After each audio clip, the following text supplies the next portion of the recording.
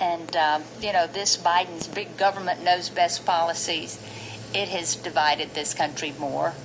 And we need to be coming together. We need to be overcoming this crisis of COVID-19. And it definitely should be up to the American people of their choice, of their health, of their medical decisions, and not President Joe Biden's. Good morning. I'm Fred Keller. I represent Pennsylvania's 12th Congressional District. I'm also the ranking member on the Workforce Protection Subcommittee of the House Education Labor Committee.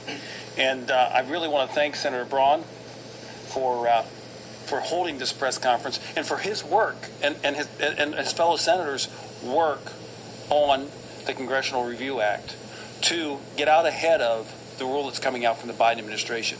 We're doing the same thing in the House. I will be introducing this in the House, and every Republican member on our committee is behind the support of this. And what we want to do is we want to make sure that Americans have the freedom to live their life as guaranteed in the Constitution. And you've heard from it, this is not just a Pennsylvania problem.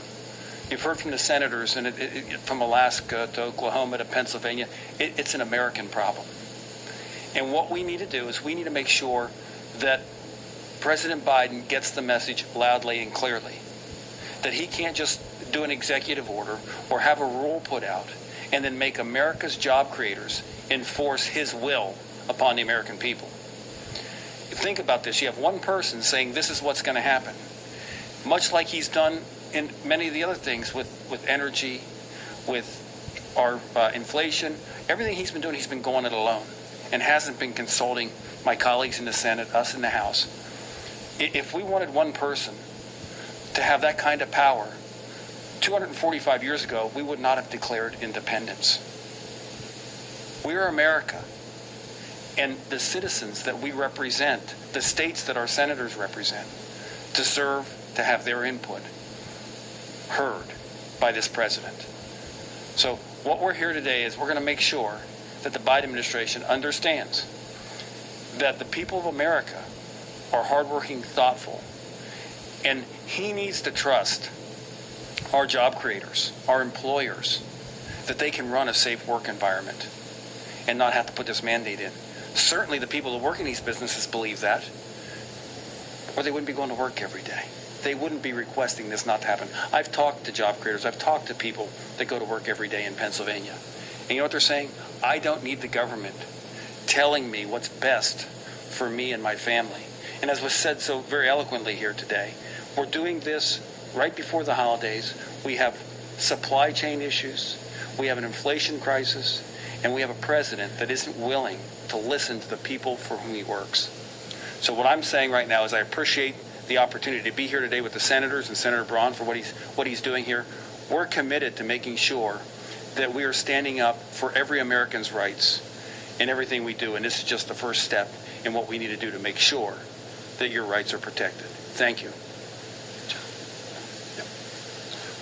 Good morning, everybody. And Senator Braun, thank you so much for leading this charge. I support the vaccine.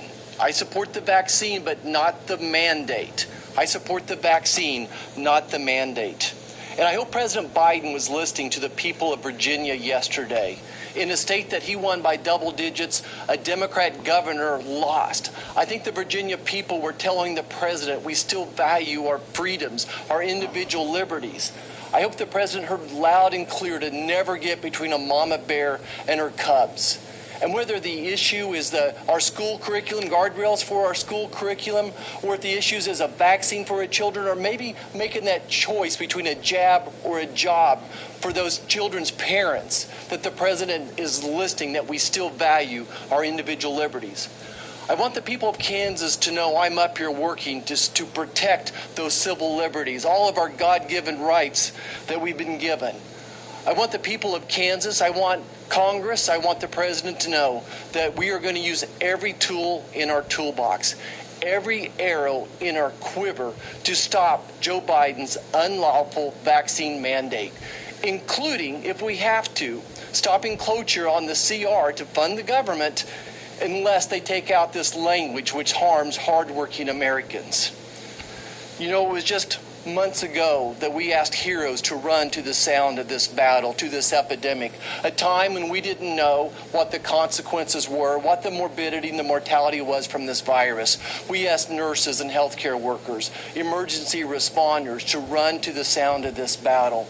We asked truck drivers to drive our supplies. We asked people in the meat packing plants to keep that meat being processed. We asked people at Wolf Creek Energy Plant to keep the energy going, to keep the electricity running for our homes. And now those people feel like they're about to get a slap in the face, that they're no longer essential employees, obviously. Perhaps 20% of Americans have chosen not to take this vaccine. And again, I encourage them to take that vaccine.